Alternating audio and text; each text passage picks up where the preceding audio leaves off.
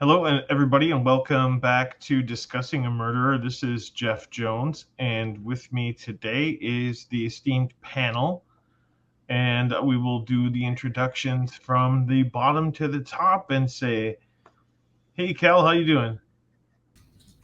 Good morning, everyone. I'm doing very well. Hope you're all well, and it's good to be here. Dr. Silkman. Hey, thank you very much, Jeff, for inviting us back, and welcome everyone. It's good to be here. Thank you. And Big Jeff. Thanks, Jeff, for having me. It's gonna be a rough one today, I think. Uh-oh. Well, we're here for you. I know, just because of the content that I know is coming. Yeah, this content is going to get heavier, right? So It's gonna get ugly. It's going to get pretty ugly pretty fast. And so, this is the beginning of episode 3. Anyway, let's get to it. I hope you guys enjoy. And as usual, let me know if you have a comment that you want to stop for. It's just simple. Once Stephen Avery is accused of this murder, and a lot of things seem to clearly point to him having done it, as much as you mentally want to give the benefit of the doubt to him, it becomes impossible.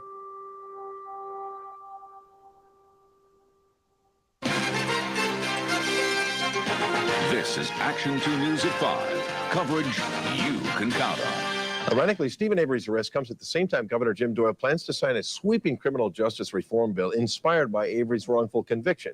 2 weeks ago, the bill passed unanimously, and Governor Doyle told me today he will sign it, despite the pending murder charges against Avery. I assume that the legislators who named this task force probably wish they had a different name for it. I just told the governor's office, you can actually just sign that behind closed doors and just get it done. They made the Avery bill so an innocent person ain't gonna sit in jail for something they didn't do. And the word ain't no good on it. When I was up there to all the meetings, they know me. They should have some kind of respect to know what I'm like. They just don't care what happened. They don't care about the truth. Representative Mark Gundrum says he's in utter shock over Avery's arrest. It's kind of hard to grapple with that somebody that shows emotions like that, like a human being, could in fact be a monster. How about Stephen Avery is innocent until proven guilty? You know what I mean? It's just if this were an esteemed member of their same political party that was accused of anything, they'd be this person is innocent and proven guilty, and I'm not taking sides. Instead, they're just fleeing like cockroaches, and that's what you get with politicians. So, take a look. That it's just typical politicians. The part that gets me, he talks about the overwhelming evidence, and he just flip-flops. Dundrum just flip-flops so quickly. It just crumbles before us, which is, and Stephen lays it out so perfectly. He says, they're making a bill so innocent people don't get locked up again. And here I am getting locked up, and the bill is named after me. I mean, that must make Stephen Avery's head spin. Yeah, but yes, but not only that. You could imagine the likes of Kacerik and Vogel knowing the fact that they've actually named a bill after Avery. What an embarrassment that will be. The deposition scheduled for tomorrow in Stephen Avery's civil lawsuit against Manitowoc County have been canceled. The transformation from Stephen Avery as wronged victim of a miscarriage of justice to Stephen Avery, the horrendous murderer of an innocent young woman, was breathtaking. It left me stunned. The absence of any serious commentary that the presumption of innocence that he enjoys may in fact be valid, that there should not be a rush to judgment. I thought it was just awesome how endangered he is as an accused.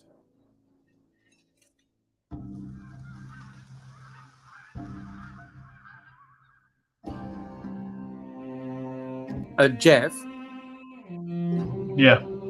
I just want to make the interesting comment how his civil suit attorney referred to him as endangered, which is very interesting because that's the exact comment that they put on the missing poster, endangered. Very ironic.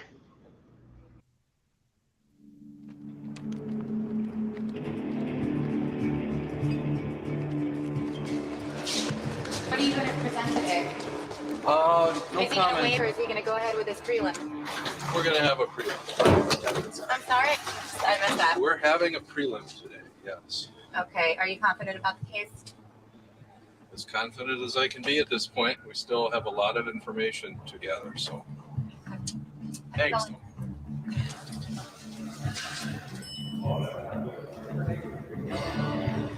You guys put up your property as bond? Are you willing to risk everything? Yes, we are. Chucky said, yeah, we're willing to risk everything for this. They were ready to put the house up. Jeff, I know we were talking about putting the house up and how that kind of comes into another aspect of it that we were talking about. Oh yeah, I think so. I think that property bond is one of the most understood and underappreciated aspects of the case and how it leads to a very consequential event that we're going to get to. I think in this episode. So, and I think that we're going to do a deep dive on that in an alternative video. Had that property bond gone through and been approved by the judge, Stephen would have been out free on bail, awaiting the trial for a good long time, many months. It definitely would have changed things had Stephen been out on bail during this. Right, it would have been he would have been able to get a lawyer. It would have changed things, or we would have have different contact. He would have been able to move around, and he would have been free to make interviews, with the press, and he'd be able to drive his own narrative. Right, so he'd be able to go into his 1,000 square foot trailer and say. They had 8 days to search this, and it took them 7 searches to find the key. They tore it down from, they literally tore the paneling away from the walls, and they did not find a single forensic trace of this woman who I supposedly murdered and burned. That's right. Well, before go ahead, Dr. Silkman. I was going to say, the other thing is by putting him in prison, they had control over him. And furthermore, they recorded all his phone calls that he had with his family. And it's very interesting because Kratz used certain elements of those phone calls against him. And the one that he used, which we'll get to, of course, was that Stephen had made the off-the-cuff remark that he sweated during sex. And of course, what do we hear consistently during the March press conference? Sweat, sweat, sweat. So the boys, they were listening in. And we've read Ken Kratz's book, and he even admitted that him and a panel of people listened to all the jail calls, every one of them. Oh, Jesus Christ. So to take this out, but do you know who? Speaking of the phone calls, do you know who that woman is that's walking onto the elevator? That's why I said Jesus Christ. It would have been it's fucking Debbie Klemp. It's Debbie Klemp. Oh my God. Our good friend Debbie. Oh my God. She had some very interesting calls with Stephen, right? Very interesting calls. She's worth her own side podcast, but I don't want to be the one that does that one. Speaking of side podcast or side track, I forgot I was going to address something earlier, and Kel, you had a question that came through.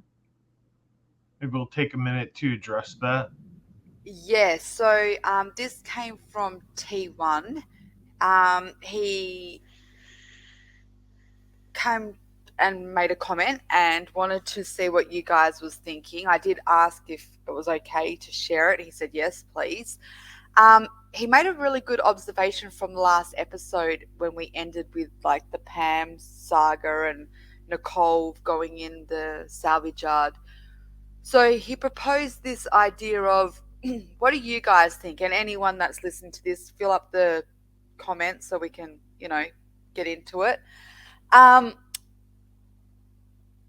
When Pam and Nicole went into the salvage yard, we all know that they got permission from Earl to go in.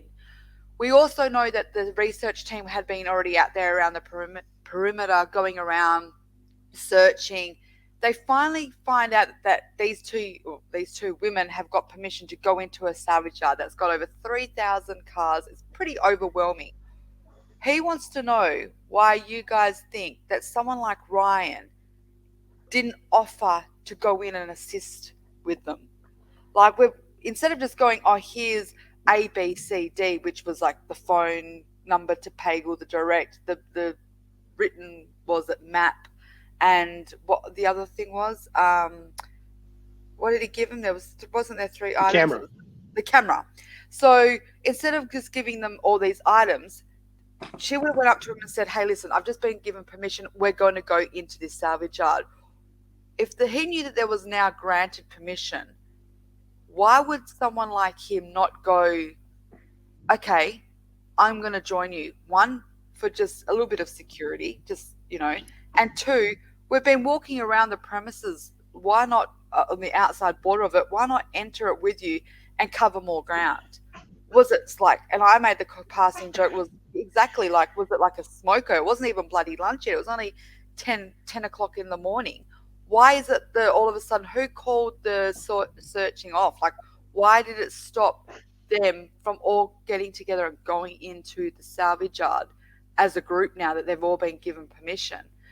There is a statement from Earl that said that he had given permission to a few people prior. So there is that indication that maybe there was people already in there searching throughout the day. But now we have Pam, who's come forward, has now got permission. What do you guys think of that idea? Why didn't anyone offer to go with these women and cover more ground? 1 or 2, we're talking about the salvage yard. It was already a place of interest, like security way. What do you think? Big Jeff, you go first. Thank you, Dr. Silkman. It as usual with T1, it is a very thought-provoking question. So thank you for the question, T1. And I guess the way that many of the people who've been around for a while, it would depend on how you think about Ryan.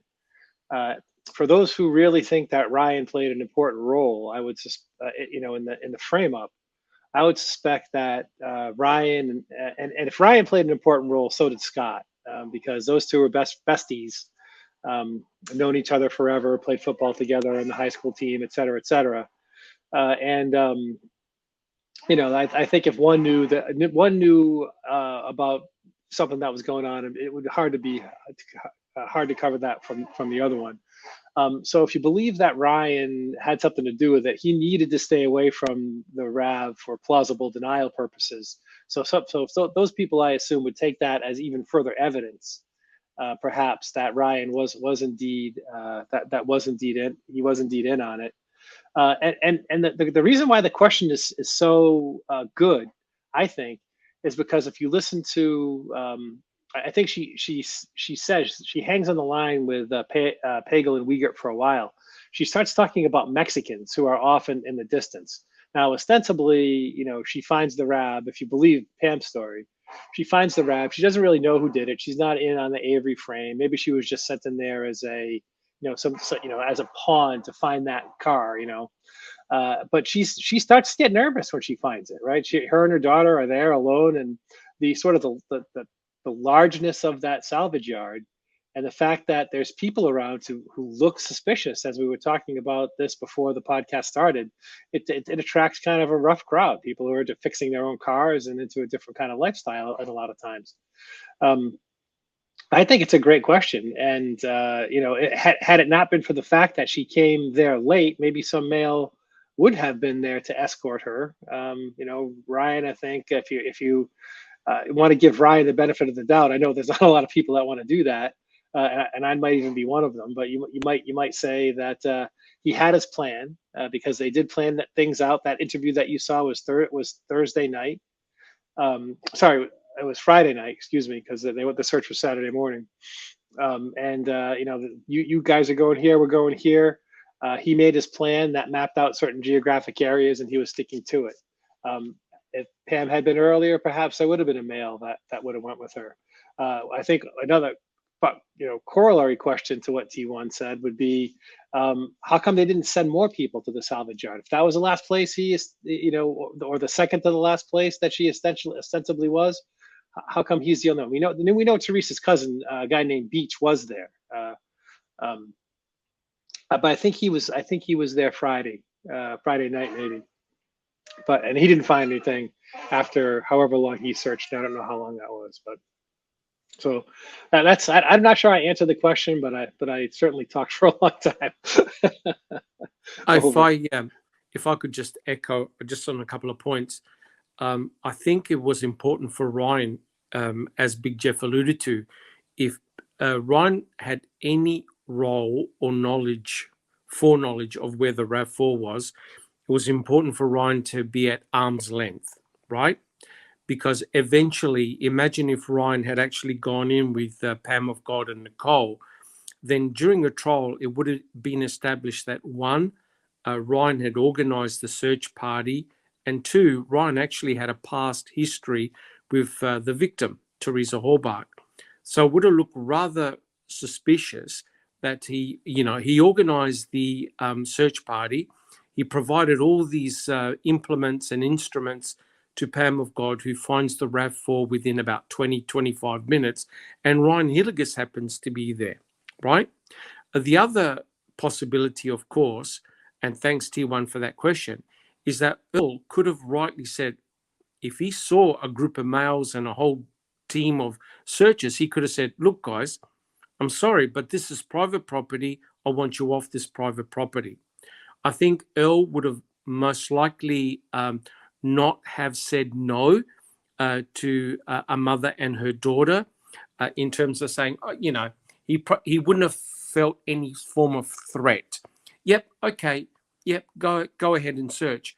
But what is interesting is that Earl had actually told Nicole and Pam of God, why are you searching? I've had a group of searchers come here before you, right? So Earl had given permission for a group of searchers to go in before Pam of God and Nicole. And Big Jeff is correct. Once that RAV4 was found by Pam of God and Nicole, she got very nervous. And if you have a look at her testimony, she says that there was someone on a berm or a mound looking at her. It could have well been Earl, right? It could have well been Earl looking at what all the commotion was about. So, So I would say that if you're Ryan, you definitely don't want to be anywhere near that RAV4. The connections that they would have made during the trial could have proved fatal. Thank you.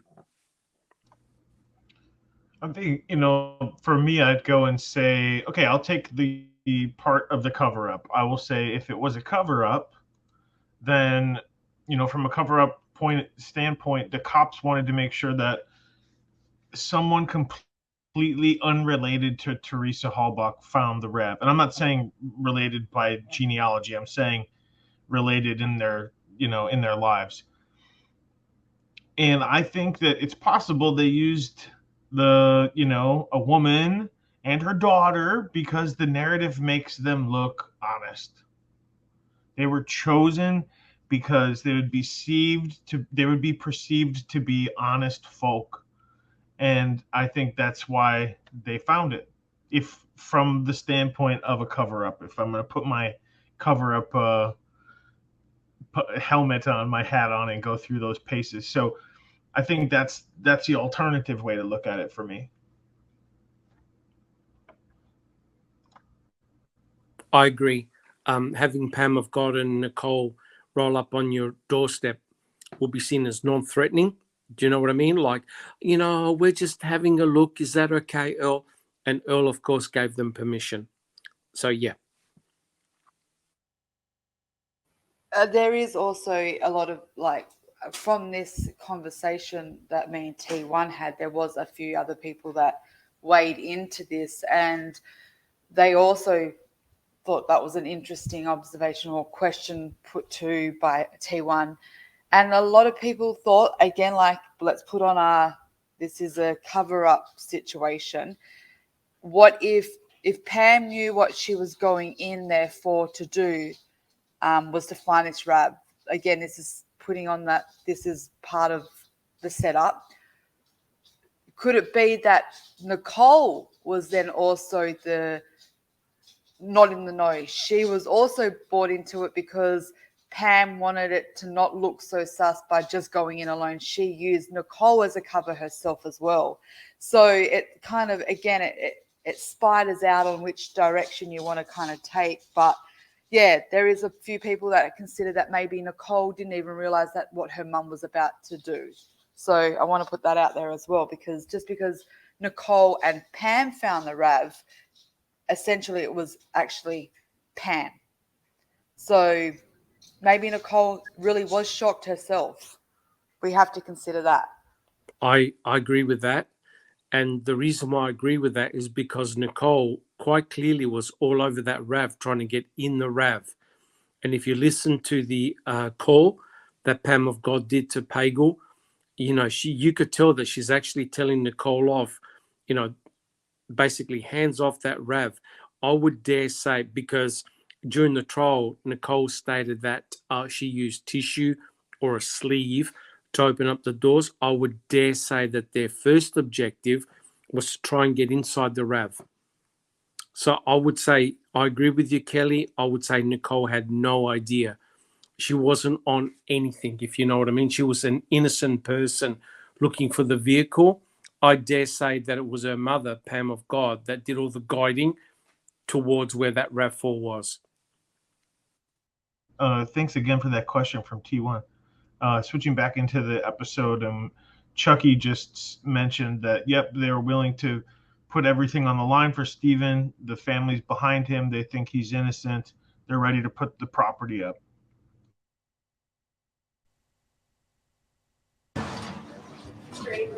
Have you talked to him on the phone? Have you said anything to him?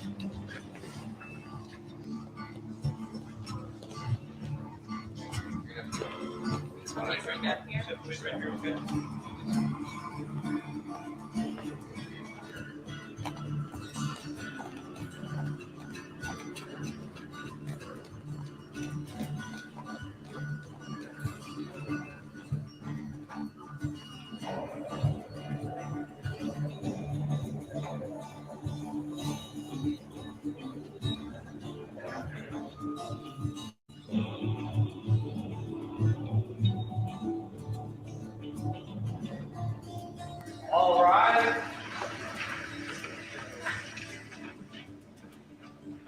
You may be seated.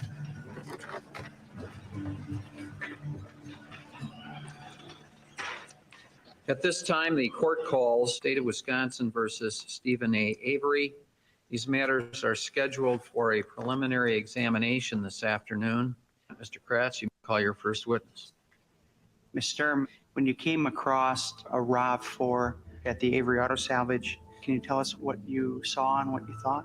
Well, it was so unusual because there were branches leaning up against this vehicle. So I went around to the back and it says RAV4 on it, Toyota, and I thought, well, yeah, it's got to be that car.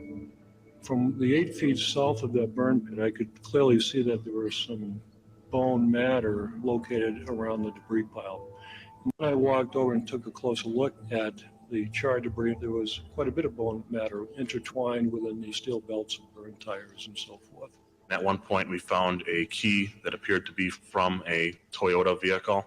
It was on the floor when we found it, next to a cabinet that Lieutenant Lenk and Sergeant Colburn had been searching. All right. And Lieutenant Link and Sergeant Colburn are officers of Calumet County? No, Manitowoc County. Manitowoc County. And as far as you know, Something bubbling up there, guys? All I think is Tweedledee and Tweedledum. So the question is, why is Kucharski the one that's testifying there? Right? When did we talk? Was this the last night, Jeff, that we talked about this, or was this that last week? I can't even remember. But Kucharski is testifying because it's his name that's on the list as being the officer that discovered it, and he's telling the truth there, right? Doesn't know what else to do. Like, it's really them that discovered it, right? Even though his name is listed because they wanted to, the overall guise, if you will, was to, make sure that all the discovery, anything important that happened, was not done by those who had the appearance of a conflict of interest. When in reality, where the key is concerned, it's exactly what happened. no one saw this key until November 8th. Is that right? Correct. And those slippers were moved before the key was seen? Yes. And can I just say something? They were moved, nobody saw the key. The key wasn't there the first time they were moved. I was just looking at that setting of this hearing. We have Andy obviously in the middle there. You see him like listening and he's watching. I don't know how the system works over there, but I'll tell you how the system works definitely here in Australia.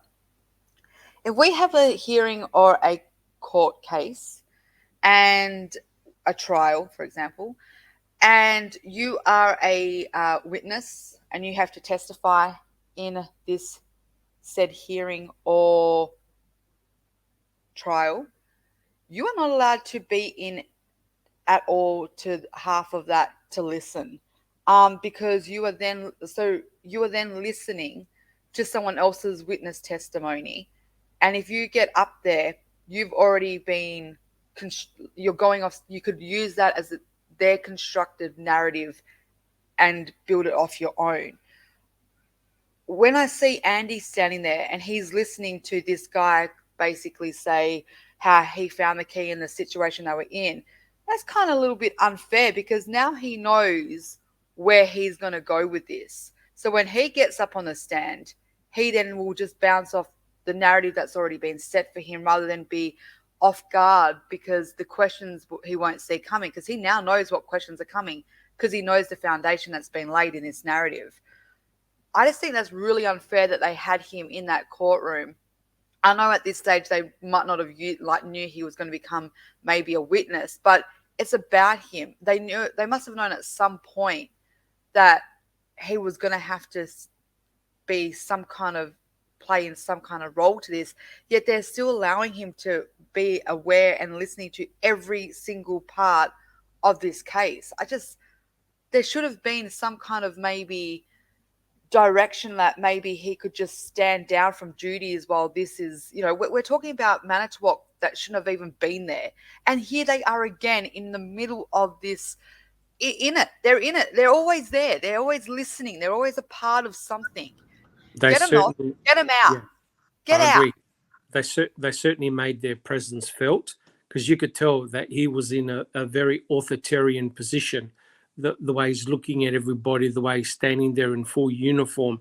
And it's very interesting. I believe that they knew that the key was going to be problematic from day one.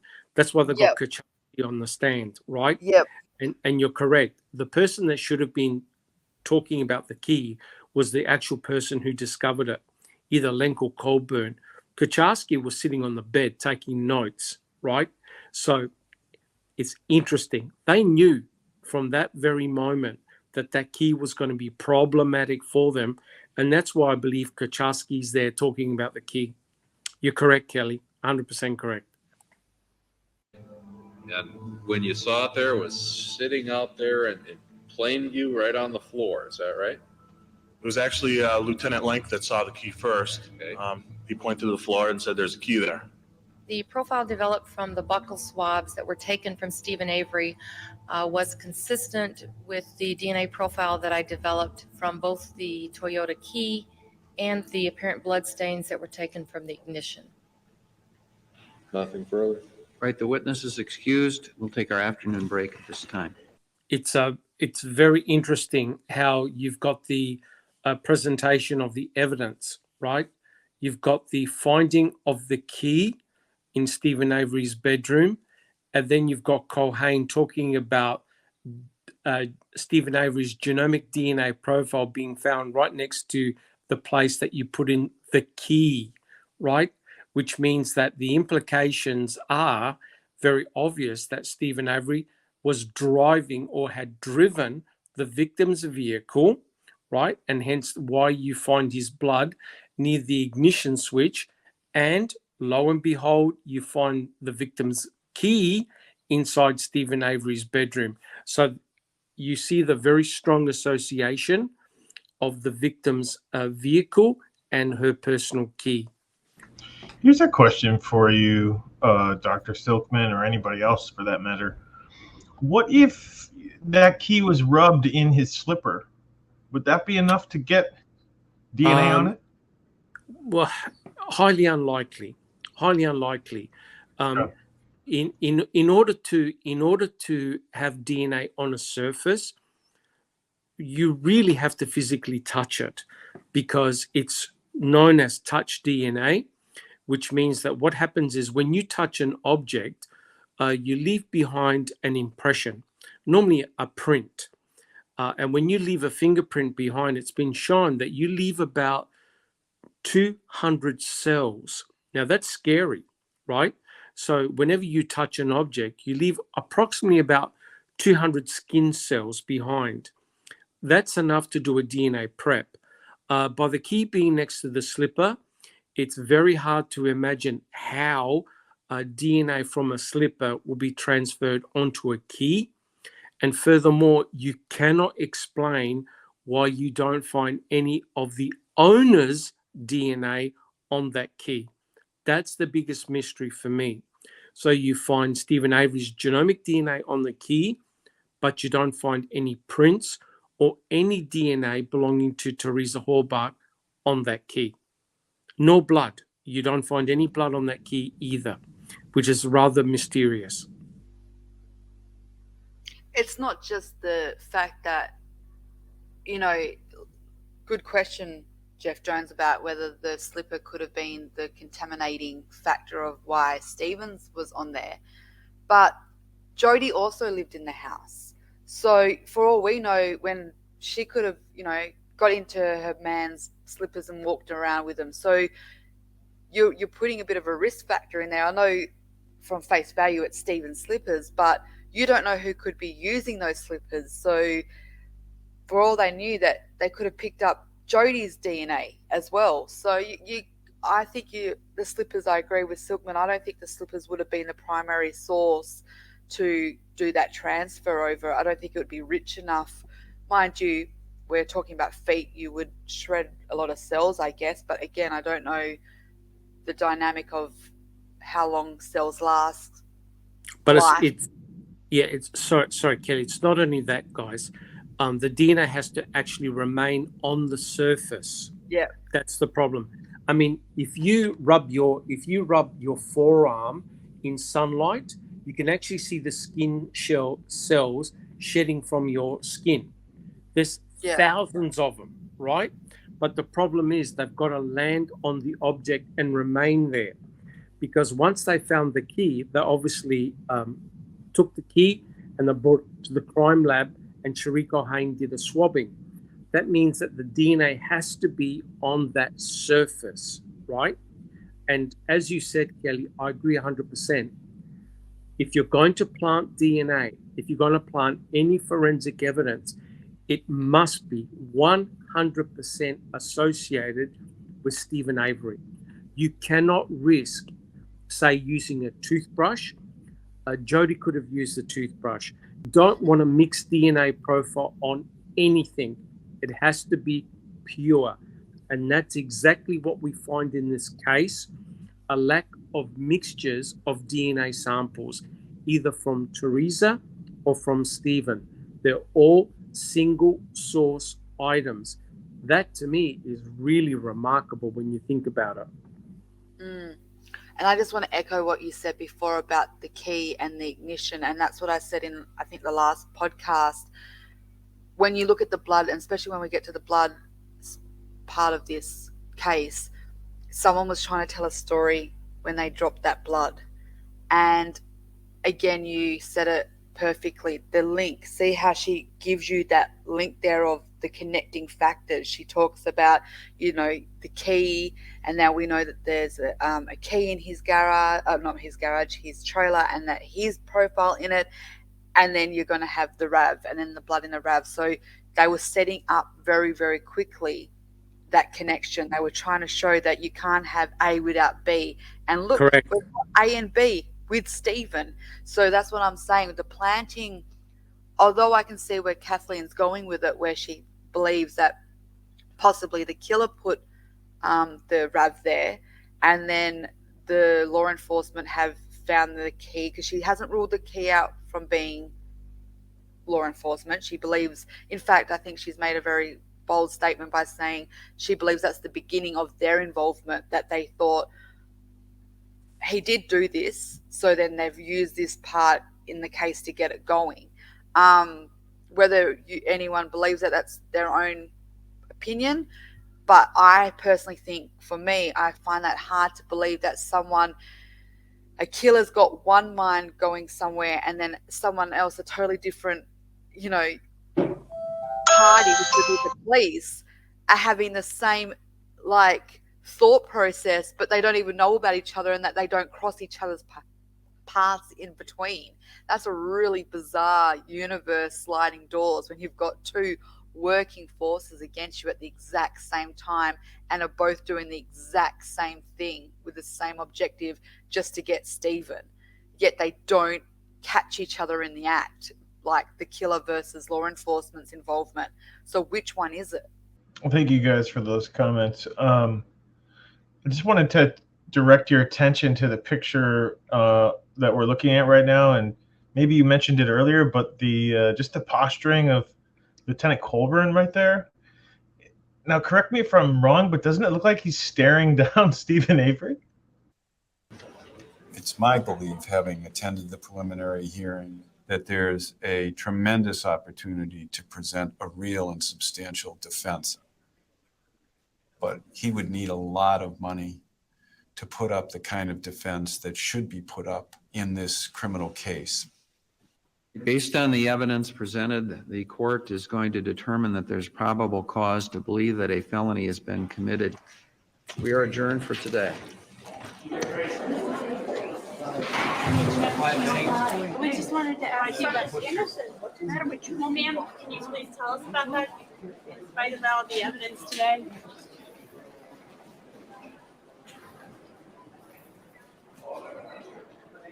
You know, he's denying this.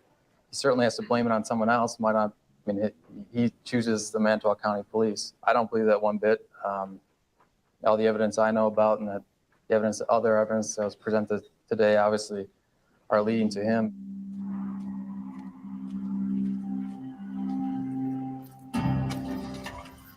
Today, the Hallbuck family came face to face with Stephen Avery, the man accused of killing their beloved Teresa.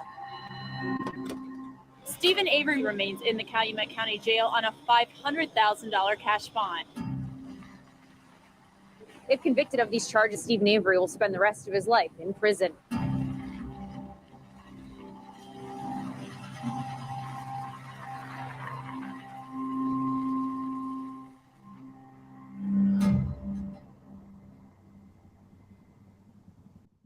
Spend the rest of his life in prison. Wasn't there a part where at one stage they were actually trying to get the death penalty brought in for this case? Yes. Yeah. Yes. They got 2 weeks to get me out. Who does? Anybody. If I ain't out, it's over. Now you're talking stupid again. No, I'm giving myself 2 weeks. Don't act so stupid. You watch me. What? It's over. Don't get strange. I ain't strange. Because I'm sick of this world. I'm sick of suffering. No, better days are coming. No, there ain't no better days coming. Yeah, there is. No, it could be worse days coming. Just hold on, and I'm gonna hold on. You'll be out because I'm putting a business up. That's more than your bail even. That should have been put up a long time ago then. Told you, I'm sick of it. I know you're going through hell, but settle down and settle the mind down. We won't give up on this side. I'm giving up on this side. Well, you don't give up on your side either. Well, then you got to put your ass in gear then. We're trying, Steve, so you just got to hang in there and whatnot. They're going to win anyway. Can we just address this Four people for a lose. second? 4 people lose. A lot of the echoing from guilters, when I see this a lot still today, they see this conversation as a sign of his guilt. They think that he realizes, this is them, remember, this is the moment he realizes he's been caught and he can't get out of it. When I hear it as he's a man that realizes they've done it to him again. And this time he knows that they weren't playing around. They knew what they were going to do and they've got him. And he's realized that at this moment, not because he's guilty, because he realizes this is it. They wanted me, they've got me, and they knew what they were coming for, and I didn't see it. Fuck. And then we're about to go into the poor people lose all the time. Honestly, that is like the voice, the statement of basically the summary of the justice system right now, isn't it? It just, it's insane. Look, okay, let's clear the decks. Let's forget about everything, right? Think about from Stephen Avery's perspective, right? Look at what happened to him in 1985. With 16 alibi witnesses, Stephen Avery and his family had to sit in the courtroom while fingers were being pointed to him that, yep, he's the one that sexually assaulted me on the beach, right? This is Penny pointing directly to Stephen. And Stephen's going, oh my God, they've done it again. And that's why he's probably thinking they got away with it in 1985. Despite me having all these alibi witnesses, it made no difference at all. This time they pinned a murder on him, right? Now he's hearing all the evidence. Your blood is there. The key's there. He's thinking, oh my God, they got me good and proper. And that's why he's almost having a defeatist attitude in that no matter what he says, no matter what he does, he knows he's going to lose. And then as you're right to point out, Kelly, poor people lose. Now, what type of justification, what type of criminal justice system is happening in America and around the world where depending on how deep your pockets are, it could be the difference of you spending the rest of your life in prison or being free. Clearly, this is not good. There are no winners here, guys. It's terrible. The fact that we paused it right on that statement really just drives it home that he's right. Stephen has been right in a lot of these, folksy things that he's been saying from day one. They're setting me up again, or I don't know, poor people lose all the time. These statements just reverberate for me and they really do ring true. Dr. Slickman likes to invoke the word remarkable a lot. And what I find remarkable in this one is that it's the same forensic analyst that's sitting in the front of the courtroom saying, I just found your DNA on his key, as said in the Penny Bernstein trial. This hair is a match in this forensic analysis that I just did between you and the hair that was found on Penny Bernstein. Right? I mean, that is a coincidence, right? She's going to be in the Guinness Book of World Records for providing wrongful forensic testimony to the same person in two different attempted murder trials. I've never. Go ahead. I was going to say I've never ever seen a situation whereby the same laboratory analyst provides hair forensic evidence that gets Stephen incarcerated back in 1985. Does hair genomic DNA preparation in 2003 and gets him exonerated. and then does DNA analysis in 2007, or whenever she did, she would have done the testing in 2005, and then is so damning against Stephen. It's the same analyst from 1985 all the way to 2005. Now, you would have thought, okay, I've had a long history with Stephen Avery. Maybe I'll just recuse myself and get another analyst on the task, right? But Cherie Cohen put up her hand and actually demanded to be the lead analyst in the case. Truly remarkable. It's truly Kafkaesque. The same people arrest you in 1985, lock you in jail. The same woman gets you out, is the same lab tech that puts you back in, and you're sitting in these hearings and it's the same people.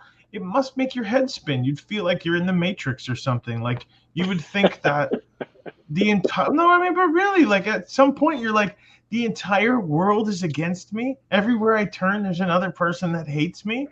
And it's very small too. There's so few people in it. I keep on seeing the same ones over and over. And the bizarre thing, of course, here, guys, is that Mr. Kratz reminded Cohen, oh, so you're the analyst that did ABC. It's quite clear that Cohen was under a lot of pressure to get things right.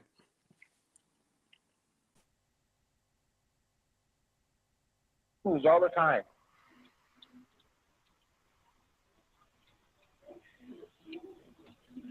I don't know. I'll put them all back on here now. Yeah. Now, don't talk stupid. You're innocent. What's the matter with you? I know, but so what? I'll give you a so what. I'll hit you right in your nose through the phone. Yeah. Come on, then. There. Now I hurt my finger. Yeah. Critical evidence builds the case against Stephen Avery. We're live with how DNA leaves little doubt about the fate of Teresa Halbach. State Senator Alan Lassay introduced an advisory referendum that would let voters decide if the death penalty should be brought back. Every statement he makes to the press, to the media, will be taken apart. These are the Easter cards Stephen Avery sent to his 4 children in 1988. He asked for kisses, then threatens to kill his ex-wife. Just another side to this man's seemingly split personality. Stephen Avery is a murderer. May your entire family rot in hell, bastard. That's just one of the letters that we get. Well, this one was real nasty. This one says, Stephen Avery is a killer. Please tell his mother to shut her mouth. The public does not want to hear it. It seems to me right now that he's getting treated just like a dog or anything else. That's up. But who am I to say? Who am I? I think they ought to just leave him out and let us go on with our lives and leave us alone.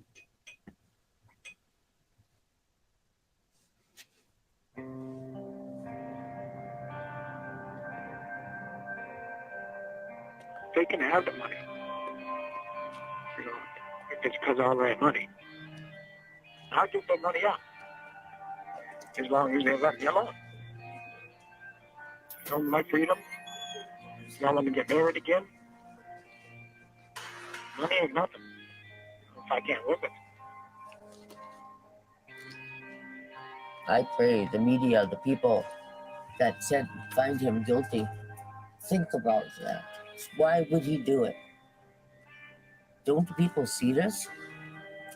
He had his whole life ahead of him. Spent 20 years in prison trying to get out. Parents trying to get you out. You get out, you got a big smile on your face, you're walking out, you're happy. To put the handcuffs back on you? No. No. That's something that's terribly wrong there. Something that's terribly wrong.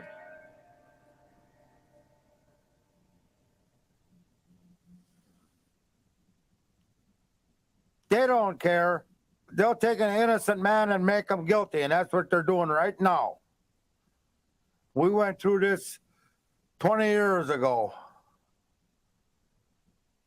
And we're going through it now again. Can I ask a question?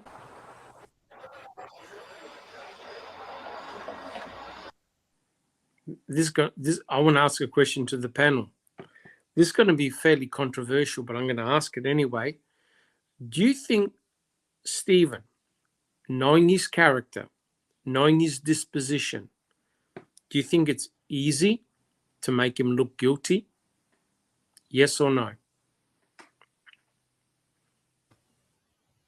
Do you want me to go first? Yeah, go for it. Yeah, it is. It's really easy to make him look guilty right now.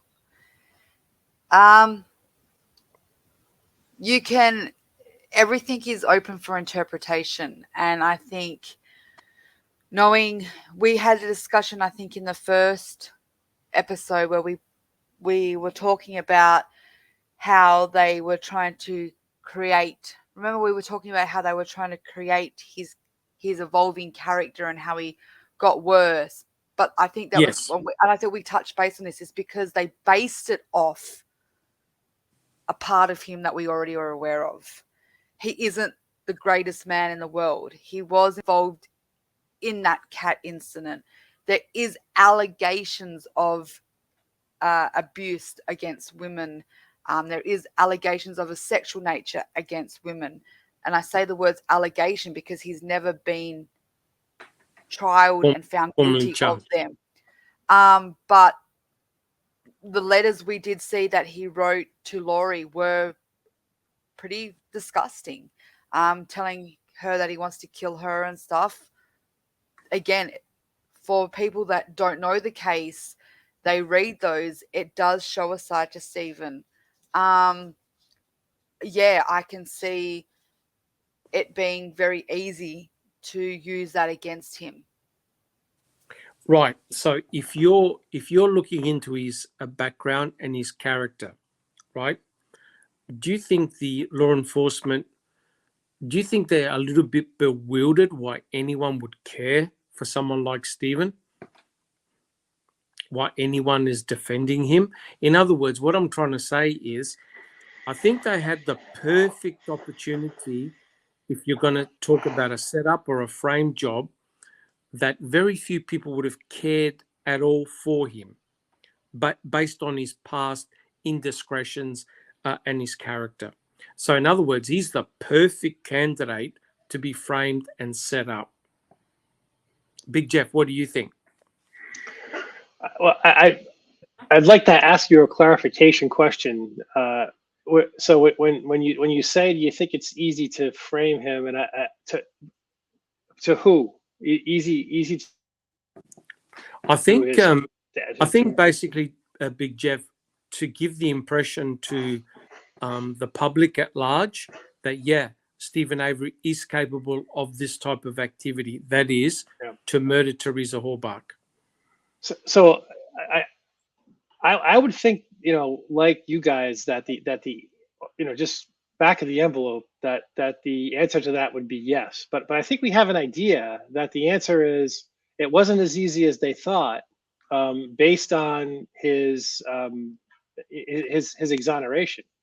I think the prevailing attitude around town, if you will, was that there, was pretty divided prior to March, let's say, where there were a lot of people who thought he was getting railroaded by the police. So yeah, I think that the police were in your corner with regard to the nature of the question. Yeah, boy, do we have an opportunity here. But I don't think they pulled it off. I think there were a lot of people who were like, who are like truthers now. There's just no way that he would do this at this time of his life when he was in the situation that he was in. So I think that the logic tells you it's going to be easy to do, but I think there's just a general mistrust of the people in power. And I don't know whether, I don't know if they did a poll or anything like that, but I think that there were a significant number of people who were saying, this still smells a little fishy to me through the March timeframe. Correct. And I think that that March press conference was the game changer in people's minds. You know, that when Ken Kratz read the narrative as outlined by Brendan Dassey, it really was a game changer. People thought, oh my God, the police were right after all. Stephen and Brendan had done this. And it really turned the tide, I believe, on both Brendan and Stephen. I agree. I think you guys bring up really good points. I think to answer your question, Dr. Slipman, I would say that I think he's probably one of the easiest to get public perception anyway, for people to kind of, oh yeah, well, he was in prison for how long, and it keeps coming back. People buy into that. Well, maybe it really messed him up in prison. I mean, I've heard them all. It's hard to imagine this position he finds himself in. It really does. It really is hard to understand. And maybe that's why so many of us are so fascinated, because it's nearly impossible to put ourselves in Stephen's shoes at this point and try to understand what that would feel like. And I bring up Kafka, like the trial, but it might feel like that, like the entire universe is pegged against you. I really do think he was framed. There's a lot that points to where the sheriff's department could have had something to do with it. And then I don't know if it's true or not, but I also heard that Manitowoc County was not supposed to be allowed in to search. And they were in there and they searched. And that's who found the key. Apparently after the third day was the Manitowoc County Sheriff's Department. So, I mean, none of it, like I said, none of it really adds up.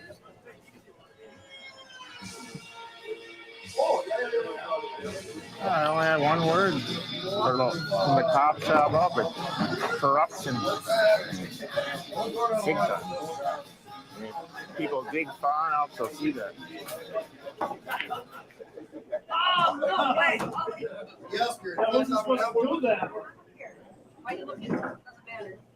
I don't care what anybody says. That's a lot of money to pay out from here in Manitowoc County. It's a small area, and I really truly believe the county didn't have the funds to pay it out. So somehow, some way, I don't care if they hate me, that somehow, some way, something got set up. I don't care who it was, and they could say, "Oh, you really believe the Manitowoc Police Department and the FBI and everybody came in and they set this all up just to have Stephen Avery was clear to his thing." Yes, I do. I'm sorry. Yes, I do. A developing story tonight. Stephen Avery has settled his civil lawsuit against Manitowoc County. He's only getting a tiny fraction of the $36 million he wanted. In exchange for payment, Manitowoc County does not admit fault or liability. I've had a zillion phone calls. Okay. Good. Okay. Well, anyway, just for the record, just state your name and spell it for me, please. Tom Kocourek, Kourek. Any comments about where we are, what just happened? He looks a little winded, I'd say, because he probably just got done doing the Mexican hat dance around his apartment for about 5 straight hours after he got the word that Stephen Avery was arrested on the day that he had on the day before he had to give his deposition, because boy was he in for it. And he was personally named in the suit. Interestingly, that doesn't sound like his suit with Kocourek was actually settled. That could still be open. But when you want to talk about who is moving the chess pieces around the board behind the scenes, you're looking at him right now. 100% correct. I mean, you think about it, one of the biggest beneficiaries from Stephen Avery being arrested is Tom Kocourek, right? And again, it's the big head scratcher. It's all about the timing, right? November the 9th, Steve gets arrested, but not for murder, for felon in possession of a gun, of a weapon, right? Stephen obviously knows he's in big trouble. Stephen doesn't have any money, so he settles his civil suit, right? And so as a consequence of that, that's it. The MTSO, everybody is off the hook. And of course, the biggest winner is Tom Kocourek himself. In 1979 and went for 22 years. Okay. Now, the fact this is settled now, I guess Manitowoc does not admit any wrongdoing. Do you yourself, because you were involved, do you feel any sense of relief in all this? Well, it's just good to have it over with, and it's a relief for me and my family. I'm sure it's a relief for Manitowoc County as well.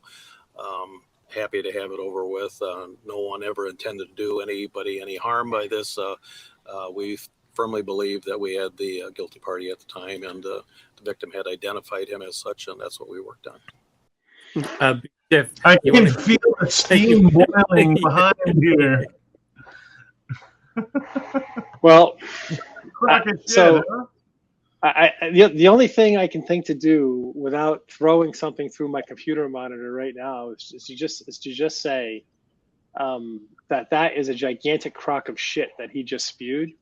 And if you don't believe me, if you believe him and this was this big accident, if you want to try and understand the other side of the equation, Jeff and I have recorded a couple of what do we call them, side videos or excursion videos, where we are going through the depositions of Deb Strauss and Amy Lehman, who are the DOJ agents the Department of Criminal Investigation agents that were assigned to do an investigation of the investigation that Tom Kaczorek performed, that in the prosecution that Dennis Vogel performed. And the things that they say in that deposition are just astounding. And there is no doubt left that Kaczorek knew exactly what he was doing, that this was a frame up of Stephen from the very beginning. He had it in for Stephen, and Dennis Vogel, under pressure from Kaczorek, falsely knowingly prosecuted somebody innocent. There's just the depositions leave really no doubt in my mind anyway. I mean, other law enforcement agencies coming to him saying, maybe take another look at this. They had people in his own office saying, hey, I don't think this is right. You might want to take a look at this. And you have Vogel literally making false statements about the fact that Gregory Allen was in Door County. And he knows that because he called Gregory Allen's parole officer, who there was no such person because he wasn't even on parole, right? So it's just astounding, astounding what happened. Watch the side videos if you want to know more. We'll spend the rest of the 2 hours just talking about that if you let me go. So I'm going to stop. And if I could just echo with just a couple of comments. Now, of course, Tom Kaczorek, he hasn't got hindsight like we have. We've got the benefit of watching MAM 1 and MAM 2 and reading the depositions. He never, ever would have thought that people would have gone into those depositions, gone into the 1985 case. And if I could just echo with what Big Jeff said, what a crock of shit. This is your classic psychopath right here. With a straight face, he lied straight to the reporter, right? We know, we've seen the documents, we've read the documents, we've seen the depositions. Tom Kaczorek and the MTSO targeted Stephen Avery despite many red flags raising up that it wasn't Stephen, it was Gregory Allen. They deliberately ignored all of those red flags. So here is an ex-sheriff lying straight through his teeth. That is so scary. And he doesn't even raise a sweat. Could you imagine if he had told his true feelings to this reporter? Could you honestly? He would have been like exactly what you said, Big Jeff. Oh man, I've never been so happy. I'm actually puffed out from dancing for the last 5 hours around my table. What an amazing thing. My boys did well. They really set him up the way I needed it. Thanks, guys. You guys are the best. You guys rock. It's interesting. Before the reporter asked him a question, if you play it back, he's actually got a smile on his face. He knows he's dodged the bullet. He knows it. He's got that Christmas tree in the background, and I would bet money on the fact that he said that's the only Christmas present that I wanted this year. 100% correct. That's where they figured they just got away with it. They can do it again. Yeah. You know, it ain't gonna stop them. He might say they won again. You know, what is 400,000? That ain't nothing to them. I had to do it, just to get a lawyer, because I wasn't going to win with a public defender. So I guess it was time to sell and take another loss. Stephen was rapidly, in the most serious of circumstances that any citizen can be in, accused of murder. He did not have the resources to defend himself. Importantly, I think, even though he was being charged in this current murder case, his civil case still had enough value for us to be able to settle it in a way that he would have the funds necessary to defend himself in the criminal case. The consequences of that settlement to the system, which are really, in my book, equally important to the financial side of it, are horrendous. Okay, they're horrendous in the sense that nobody is being held responsible for what happened to Stephen Avery.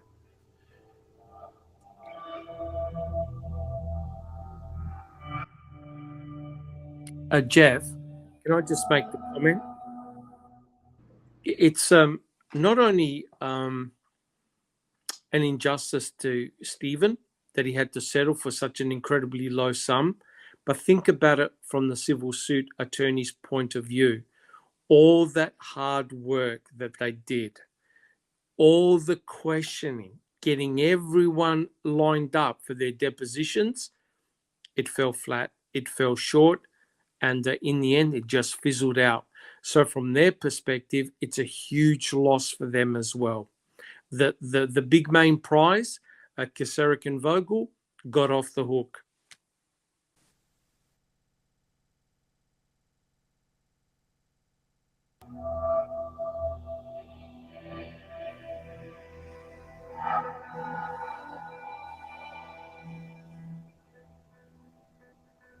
It might get him out what he's got. Hoping.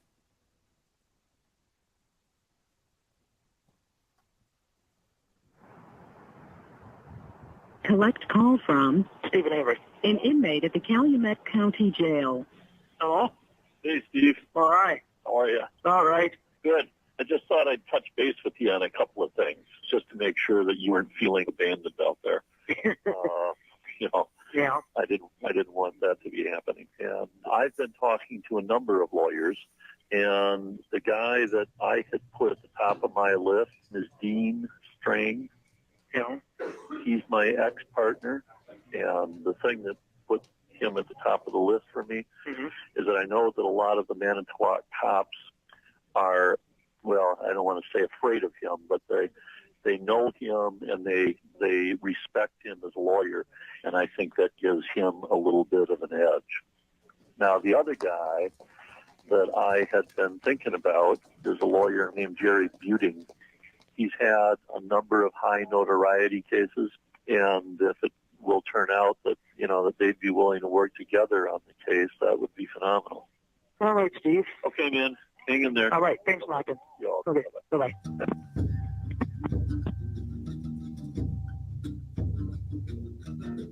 I want to cover where was Barb's car for sale? Where would Teresa have parked? Where did they find her car? What are the ways in?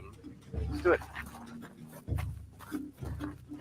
I didn't see them plant evidence with my own two eyes. I didn't see it. But do I understand how human beings might be tempted Can to I plant just make a evidence comment? under the circumstances in which the Manitowoc County Sheriff's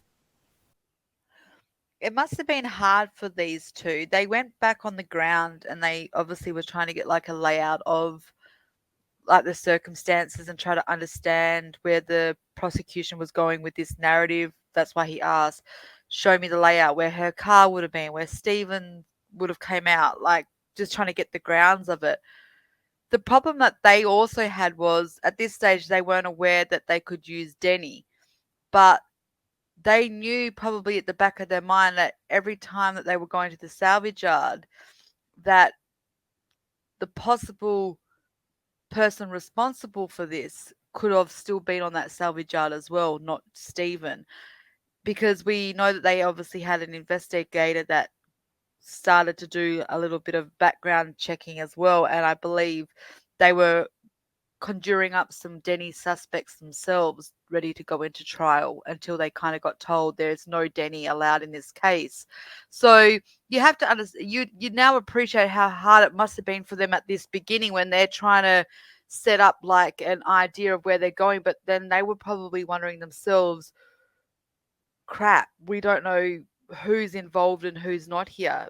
You know, I don't think they originally started off thinking that the cops, I don't think that the cops killed her themselves. They knew that the planting was from the cops, but they knew that the possible killer was someone probably associated or close to possibly the salvage yard. So they had a bit of hard work to start off with when you really look at it coming into this. Thoughts, guys? I agree with you, Kelly. Both Strang and Buting were years behind, right? You think about it, the state already had strategies in place. They already had a 3D landscape of the entire salvage yard. Plus, they're the ones that had all the evidence. So Strang and Buting were dropped in the middle of it and had to basically start all over again. And you're correct, Kelly, because imagine, I'm not saying there was, but imagine if one of the family members was a co-conspirator, right? So it would have been a very interesting time for both Strang and Buting trying to get all the primary facts. Yeah, I'd say that your estimate's pretty accurate. So if you really think about it, right, Dean Strang and Jerry Buting are walking into this case, and I think it's in the January-February timeframe. Ken Kratz actually fought Dean Strang's arrival. He said when Stephen filed to change lawyers, right? Kratz said no, we can't use this guy. And I think he used the excuse that he was Stephen Glenn's old partner, right? But anything to terrorize Stephen, to drain him of money, to cause him more agitation, to get him on the phone to talk more, like you said. But even though we're literally only talking, right? He's arrested in November, December, January, for like 3 or 4 months. Think of all the man hours of investigation that the state had to build this case. You add up all those hours, you get, it wouldn't surprise me if you got to a couple of man years pretty quickly. So when you say they're years behind, that's almost literally correct. I just want to also say, you just sparked something in my head when you said that they Ken Kratz wanted him to be off the team. He fought him not to come in. Not only did we have him fighting for him to not become part of it, Dean, you also have to echo the fact that there was the Hallbucks were also trying to sue Stephen, remember? And Angela was trying to get, and yeah, and he would have lost that 400 to them, so he wouldn't have been able to hire these people. So he had like this balancing act here. He had one side, Ken, trying to stop him from coming in, and then on the other end, he had another driving force against him, which was the Hallbucks were trying to civilly sue him, and Angela, out of all people, the judge, was trying to get that to keep moving forward. And that would have meant that he would have lost that $400,000 to use as a to get his defense lawyers. What are the odds? Correct. Same people again. Judge Angela Sukowicz, the same one who, is the first stop on the denial trail of anything that Kathleen Zellner files. And not that I'm trying to be a smart ass here, but had Stephen gone with a public defender, they would have found him guilty in record time. It would have been a landslide. Correct. If you think about it, both Strang and Buting had uncovered a lot of very, very interesting things that never would have come to light had there been a public defender, for sure. Sheriff's Department found itself after Stephen's exoneration of the lawsuit, of the Avery Commission, of the governor hugging Stephen and holding him up as an example of the criminal justice system gone wrong? Do I have any difficulty understanding what human emotions might have driven police officers to want to augment or confirm their beliefs that he must have killed Teresa Halbach? I don't have any difficulty understanding those human emotions at all. The car was right in the roadway here. Is this little roadway used much? Do you know? I mean, do they? Not that often. So you've got motivation for the officers to want to get him. And then when lo and behold, there's this woman who disappears, and one of the last people she saw was Stephen Avery. Now we've got him. Aha, we knew it. They conclude that he's guilty right off the bat. This was all the way open. And they thought, we're going to make sure he's convicted.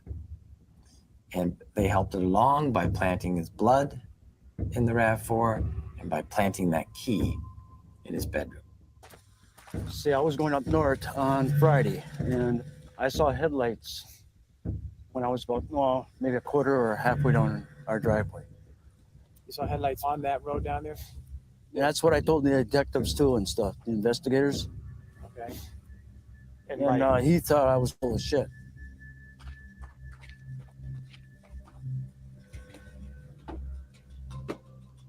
Chuck's cell phone records confirm that he made that call. I got lawyers. The best ones in Wisconsin, one of them. And they know what they're doing. Can I also make the comment? To prove my innocence. Just before Chuck called his brother Stephen to go and investigate what those lights were, I believe it was Ryan Hilligus who had 20 dropped calls just before. And those lights that Chuck saw, if he indeed had seen lights, that's exactly, if you draw a line, that's exactly where the crusher was. And if you go to the right of that, looking at the crusher, that's where the RAV4 was ultimately found by Pam of God on the Saturday. So if there are lights there, it means that either it was the RAV4 being driven on the property or someone scouting the property. You can't have a non-nefarious reason why someone should have a car lights at that position at that time, because the salvage yard would have been closed. And I don't believe any family member normally hangs out around that time. And Stephen and Bobby apparently went to investigate the lights, but they didn't go all the way down in the pit. They stopped and they didn't see any activity.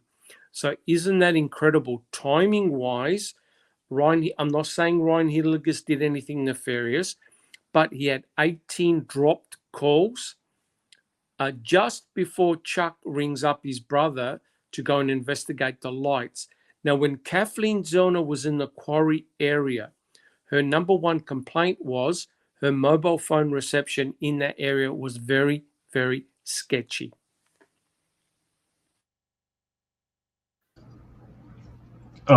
Interesting points. Kel, I know that this is a point of contention with you. Do you have anything to add to that, or? Yeah, and that's basically what I was going to say.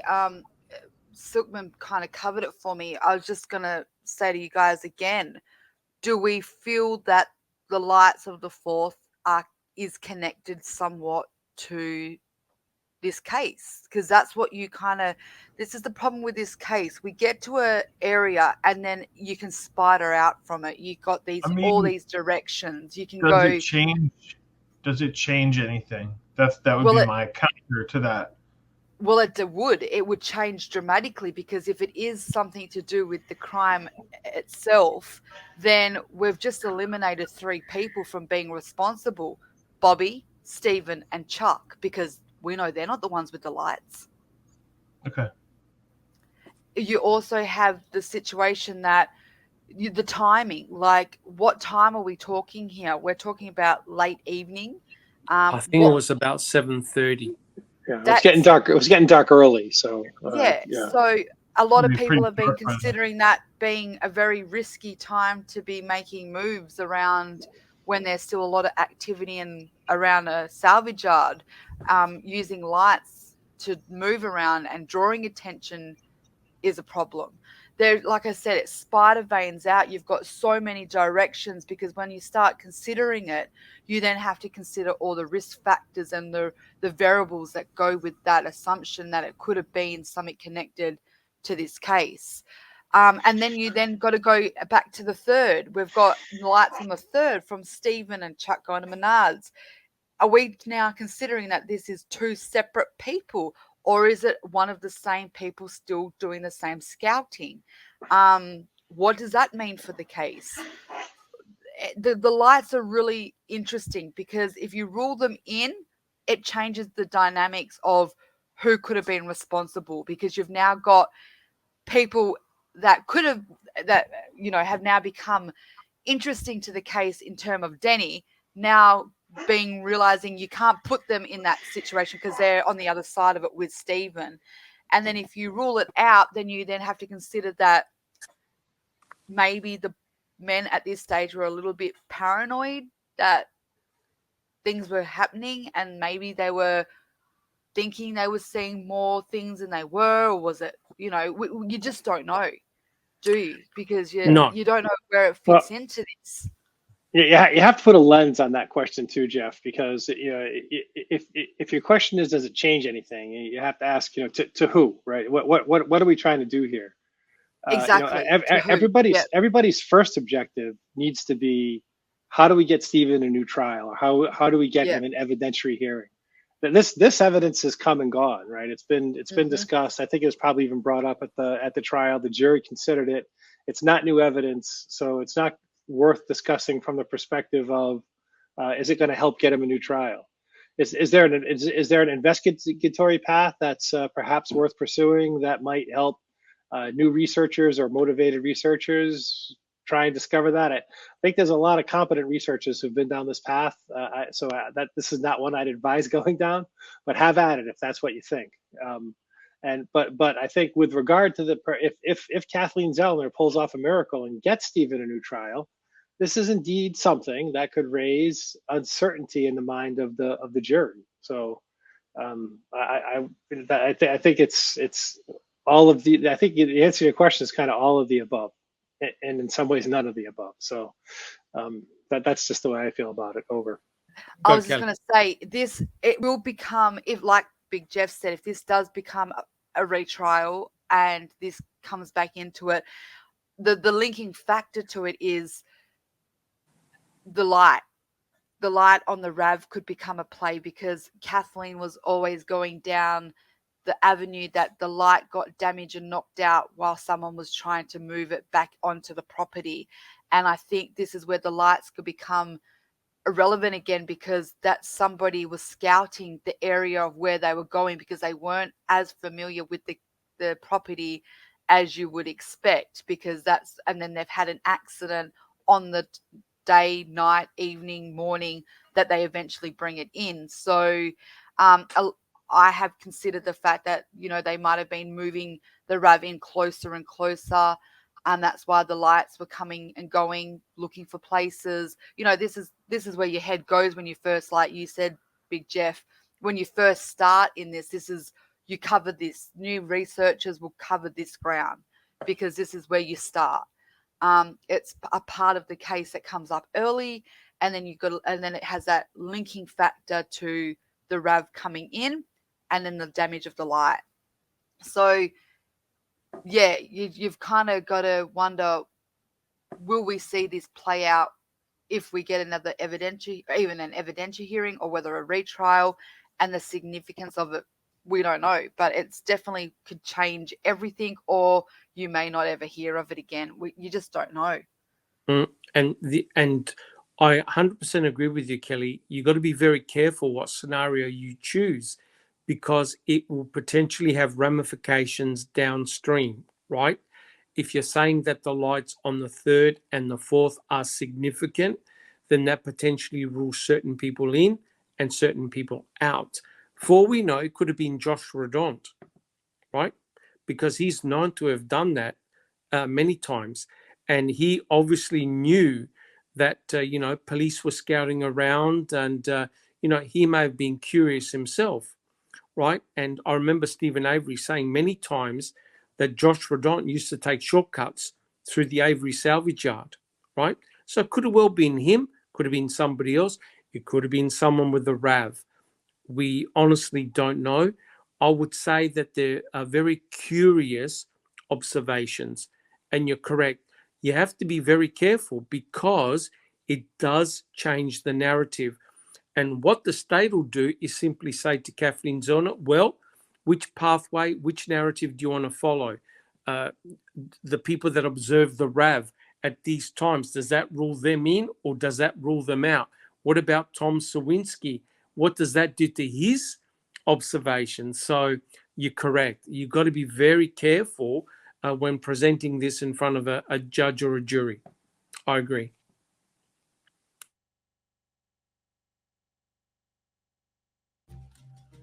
I just hope the truth comes out on this so we can find out who did it. And if it's the cops, I don't know if we'll ever find that out or not. Sorry, can I just add to that? I just thought of something. It's exactly what you said, Silkman, when you said you got to be very careful what narrative you want to say, because I just want to highlight another butterfly effect for Stephen's narrative. He actually changes the narrative when it comes to the lights on the 3rd. He originally says in his very first affidavit that it was, he alludes to the fact that it was not police lights. It was the RAV lights. Very, very, very detailed in that, when he says it looks like it was going in. It was at the back of his trailer. And it was heading towards like the Cuss Road area, the pit, and he describes it as the RAV lights. Come a few years later, he changes the narrative to it was Bobby's truck lights and he was just leaving with his blood that he had just taken from the sink. So again, I want to just highlight exactly what you said. You have to be very, very careful when you're considering all these options, because you have to then make sure you're following the narrative, all of it, because it changes it all when you get stuck on one, because you have to then consider all the variables that come with it. So I just remembered that when I was thinking of, the changing narratives and how you have to be careful. Stephen did it himself. Ken Karatz was said to him, well, which one was it, Bob? Which one was it, Stephen? You're first saying that it was the RAV, then it becomes Bobby. But then yet you can't say it was Bobby connected to the lights when Bobby was with you looking for the lights on the 4th. So make a decision, mate. Which one is it? So That's correct. Very, very, very tricky with this situation. Once you tie yourself up in logic and you can easily be disproved, you're in big, big trouble. So, the question for Kathleen Zellner is, does she touch the lights or leave them out completely? Because at the end of the day, the judge wants to see a direct connection to the victim, right? So if you're pointing a finger at somebody, they've got to have a direct connection to either the RAV4 or to the victim herself. You can't just put up all these names in lights and say, well, I think it's A, B, C, D. That won't hold water, right? You got to have some type of direct connection. And that's why Tom Sawinski's observations, if they are indeed real, if they can be corroborated, are potentially very damaging, because he actually named Bobby Dassey holding onto the RAV4. You're not going to get anything more damaging. But if it cannot be corroborated, it is worthless as a piece of testimony. The judge won't even enter it. One of the things that I just picked out of Stephen's statements, and this goes with a comment I said earlier about his just like kind of practical and folksy statements. He says, if it's the cops, we might never know. And that sticks with me. And I hope that that's not the truth. But sometimes I feel like Stephen hits it on the head and he doesn't even know how accurate he is. Well, the problem for Stephen is multifactorial, and that is it is the state. It's the state that have gathered up the evidence, right? And it's law enforcement that's involved in gathering up the evidence. It is MTSO officers that have found strategic pieces of the evidence. So in effect, the state and law enforcement can control the narrative any way they want, right? And again, all you need is one insider in the Wisconsin State Crime Lab, and you can make the whole thing work beautifully. Right, Big Jeff? Yeah, especially if you have that one, you can get it to work perfectly. And I think your point is astute, Jeff. That if the cops are involved, they had it in for Avery then, and you know that they will, you know, they'll fall in line. You know, if I'm sure they've been involved in many cases where it's actually been the case where, you know, somebody perhaps like Gregory Allen needs to go away, and the only way to do it is to do something nefarious, and they probably go home at night feeling good about that. And there's a strong possibility that maybe they felt that way in this case, some of them, and there were, you know, other people who had a more nefarious motive who actually did some things wrong, but the other ones just kind of fell in line because those kind of cases exist. And you know, the fact that if they did it, we're never going to know. I think he has this way of hitting the nail on the head. So I agree. Yeah, in effect, it's called enhancing the evidence, right? If the police believe that Stephen Avery is 85 or 90% guilty, let's make it 99.99, right? Drop a key, drop a plate, enhance the evidence, make him look really guilty. You want to make sure you don't have a 1985 case all over again, right? So you want to use the biggest weapon against Stephen, DNA. And that's exactly what you find here. Some of the evidence, DNA evidence at the scene, it's impossible for us to have that type of evidence, you know, to plant that. It's just, it's not realistic. I'm sorry, but where's Jean Couché? It's like, you know, so when you kind of walked right into that one, you were talking about the DNA, and then he brings it up and he's squirming, and he's, you know, you can see him changing his suit jacket and moving around, and it's just like, are you really going to sell this one to us? It would be out of the realm of possibility, he says, and he continues. I'm just wondering, like, how difficult could it be? It sounds really simple. The reality is, if you have someone's DNA, or you can make either fake blood or get access to blood to give the impression that it belonged to Stephen, in actual fact, it's very, very easy. And the problem with DNA is, like I said, I've always said, DNA doesn't tell a story, people do, right? And juries and judges, they're very easily swayed by the presence of DNA. So in other words, if DNA is detected, it almost implicitly implied, well, you were there. However, we've seen enough cases to realize that planting definitely does go on. You have laboratory technicians that are corrupt and can change and falsify evidence. And hey, all I have to mention is David Coford, who was a senior tech in the crime investigation unit, and he planted blood. He planted blood in a potential suspect's vehicle. This was blood belonging to the person who had been murdered. And in the end, it turned out that the people he was trying to frame were not even in Nebraska, anywhere near where the crime took place. So if you think that senior people don't involve themselves in corruption or planting of evidence, I'm afraid you need to think again. And you're correct. Herman, you could tell he was squirming in his seat, and had Jean Couché been alive, he would have been pissing himself with laughter, because it was Jean Couché who said, remember Big Jeff? What did Jean Couché say? Can DNA evidence be planted? Yes. Was it in this case? I don't know. I don't know. And oh, by the way, Jean Couché is still alive at the time of this. Jean Couché didn't die until like the day before Stephen's trial. Oh, So I think he's still alive. Yeah.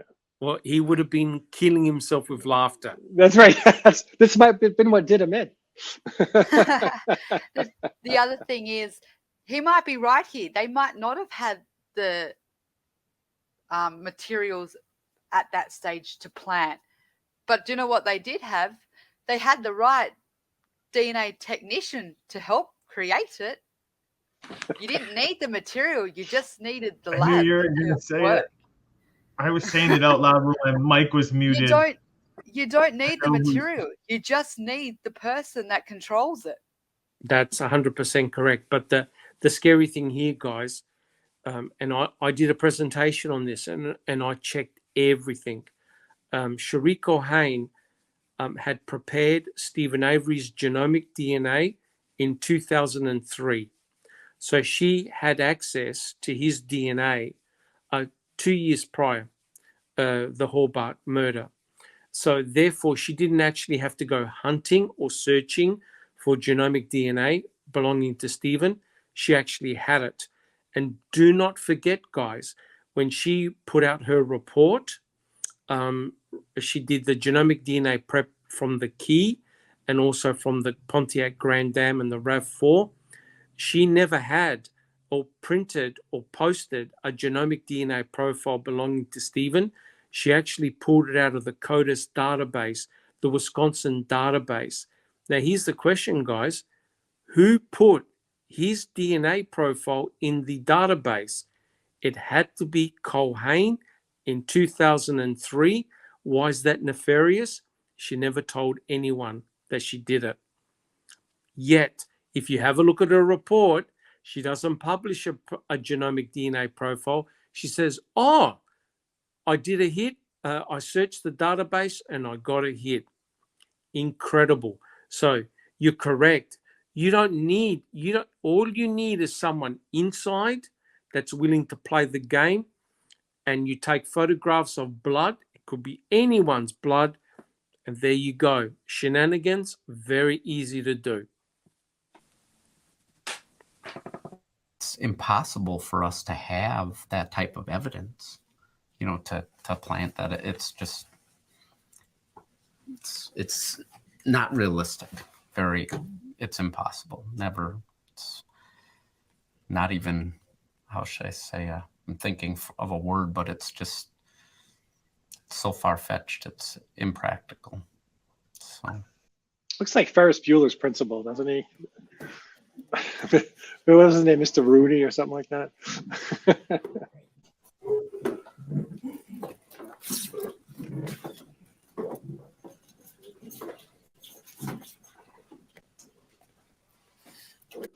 Okay, we might have to stop after this. Late this afternoon, a 16-year-old juvenile male who was a relative of Stephen Avery was taken into custody, and he is currently being detained at a juvenile facility. The 16-year-old juvenile admitted his involvement in the death of Teresa Halbach, as well as Stephen Avery's involvement in this matter. Sheriff Poggle and I will be releasing to the media the specifics of this case. I will be filing, as I mentioned, a criminal complaint tomorrow, and by 2 p.m. that will be available for release to all of you. Mr. Kratz, can you tell us, because of what's happened with this 16-year-old, might the charges that exist now against Stephen Avery change or become less? Like he had less of a role? No. Can I just make a comment? Yes. Did you have a look at that smirk that came out of Kratz's mouth? Right? Have a look at that smirk, right? And you're correct. After Brendan coerced confession, I believe they added 3 extra charges to the criminal complaint against Stephen. 3 extra charges and increase the bail. Correct. You've searched Mr. Avery. We have done extensive searches of every building on that property with the degree of specificity that we'd received this week, knowing exactly what to look for and exactly where to look for it, led to the issuance of today's search warrant.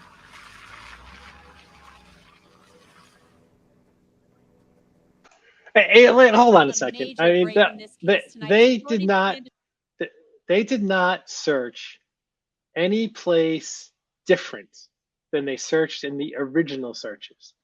They had the property for 8 days. Okay, they searched his bedroom. They found nothing. They didn't. They even, you know, we'll get into the stuff that Brendan says about what happened and how that is completely uncorroborated by any of the physical evidence in the bedroom, including the bedpost itself. And they searched the garage. They searched it. We have the sign-in logs. The garage was searched for hours. So the thought that they're going to go in with this new search warrant because now they know exactly where to look. The stuff that they did that we're going to see, jackhammering the concrete, they didn't find a goddamn thing. They only found one thing. I call that thing man miracle number 2, item FL, right? Because up until now, right? Kratz says it in his book. Up until now, the state's case against Stephen is actually very weak, right? They have nothing that ties Teresa Halbach's, DNA they can't put her in the crime scene at all, right? Up until they make this miraculous discovery. Correct. That's Pam of God moment number 2. That's right. No, number 3. Number 3, actually. Number 3. Yeah. So it truly is remarkable that, yes, you're correct, Big Jeff. The investigators went over the garage multiple times. They also did jackhammer the garage as well. They looked at the concrete pieces. They were looking for blood. They extensively luminoled the entire place. And all of a sudden, after Brendan's confession, mind you, we'll go over it, when Mark Wiegert suggested about who shot her in the head, they magically find item FL. But I think we can leave item FL for another day, I think, because we'll definitely be talking about item FL. But you're correct. You've got all these remarkable Pam of God moments to assist the state in their case. I've never encountered it before. Big Jeff is correct. The investigators went in that garage looking for everything. And Stephen's garage is quite messy, but despite all the searches, they never found item FK that was sitting out in the open. Item FK was sitting out in the open in a concrete crack. They missed that. And are you trying to tell me that they didn't see item FL underneath the compressor? It's a good place to stop. Do you guys have anything you want to add to the just comments in general for this first half of episode 3? Well, I've been going first. So it's not very often that you actually can catch crimes on camera, right? I guess now maybe with surveillance and all the brazen crime we have these days, maybe you can. But what you guys just witnessed, what Ken Kratz is just started to do and is about to continue, is about a good case for prosecutorial misconduct that you're going to see. He knows his case is weak. He knows that there are a number of people, like we saw interviewed earlier in this episode, who do not think Stephen Avery is guilty. So he is going to personally embark on a quest right now to convince the remaining people in Manitowoc County and the rest of the country that Stephen Avery is guilty by telling as gruesome a story as he can. And he's got no business telling that story. He's poisoning the jury pool. He's trying to try this case in the court of public opinion.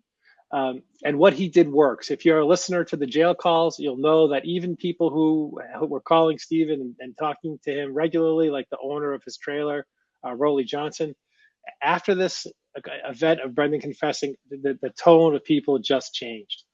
It had a dramatic effect on us, and that's why it's such an important event, such a tragic thing in Brendan and his family's life. It is really worth getting deep into sort of what drove what's some of the factors behind that confession. So that's my comments. See, you see what I mean about if we went further? Yes. Over. I mean, for me, it's rather remarkable. I agree with what Big Jeff said. Ken Kratz was basically doing a live podcast as the crime was unfolding, right? Instead of being professional and putting it in front of a judge and a jury, Ken Kratz knew that he had to counteract Stephen Avery immediately, because Stephen Avery put it out there. Hey, look, they're doing it to me again. They've set me up again. So therefore, Kratz has to turn the public opinion very, very quickly. No matter how many laws he breaks, no matter, even risking the whole trial being thrown out, he has to give the counter impression that Stephen Avery had done this. And he notice how he manipulates the media who are hungry for information. He used the media to put that message out.